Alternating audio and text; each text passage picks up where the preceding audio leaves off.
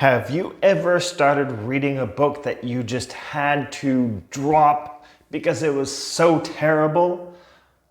That rarely ever happens to me, but it has happened before.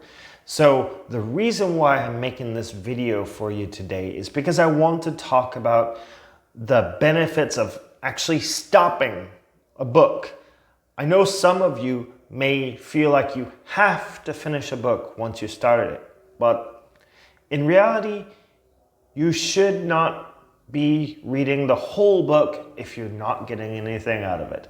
So in this video, I'll talk about 5 reasons why you should stop reading the book that you're reading.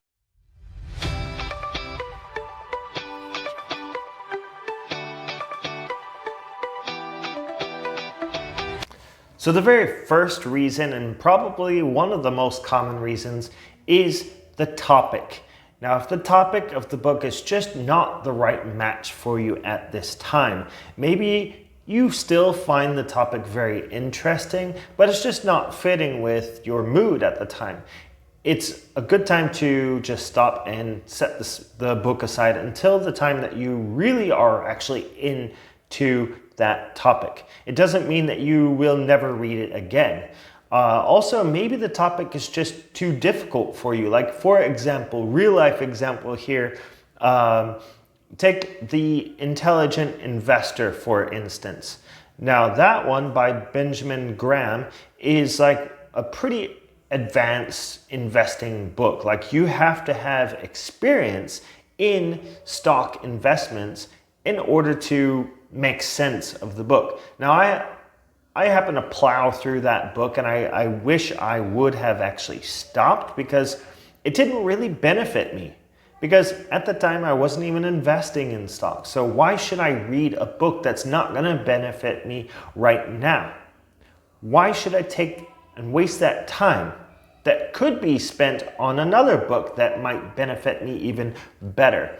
So the point here is that if the level's too high, set it aside. Maybe you can read it at a different time, like when you get more experience in that field. Okay, I hope that makes sense. Let's go on to number 2. Number 2 is if the book is god-awful boring. It's just boring you, making you fall asleep. This could relate to the first reason, but if it's just boring, like, why continue reading it if it's going to make you sleepy, if it's just going to bore you out of your mind? And this has happened to me before when I was reading a book about chronic pain, and I was reading it mainly because I have arthritis, and I thought that maybe some of the tips in this book would help me out. But it was just written, basically it was written for doctors. It was not written for the general public. So I was just like, oh my God, this is going to I don't want to really read this. And at that time, I ended up finishing it just because I didn't have as much experience reading as I do now. And so I just tried to plow through it and work my way through it. But I really don't recommend that. And that's why I'm making this video right now. So if it's just boring you to bits, then just throw it out the window. Number 3 is it has little or no value. Maybe you were going into the book excited about the takeaways, excited about what you were going to learn, and you just keep on reading, and maybe it only gives you stories. It doesn't give you practical tips. It's just maybe not the right fit for you. I would say stop. If it's not giving you the value that you need to improve yourself, there's not really a point for you to read it. The reason why we read nonfiction books is to better ourselves, to get knowledge about a particular topic. We want to become better people, so we read these books. No value, waste of time. Number 4, the book is not what you thought it was going to be. The book was not what it was advertised to be.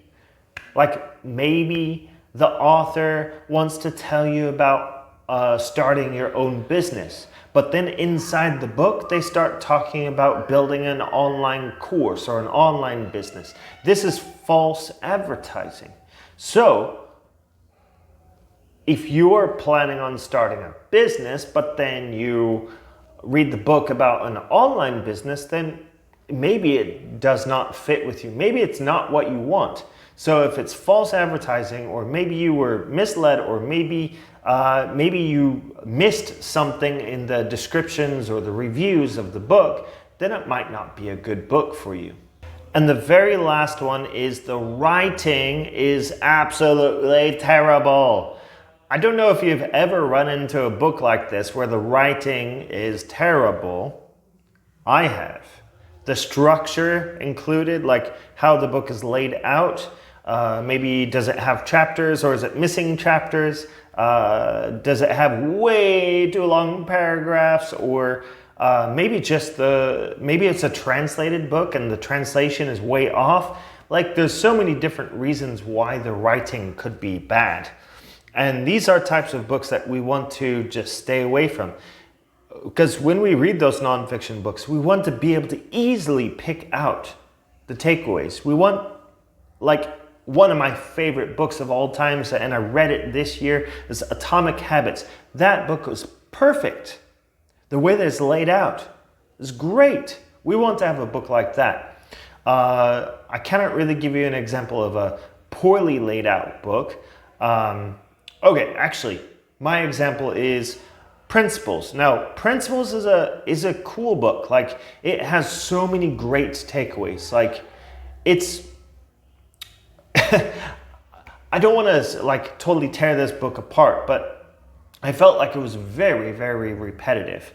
And it's split into 3 different parts.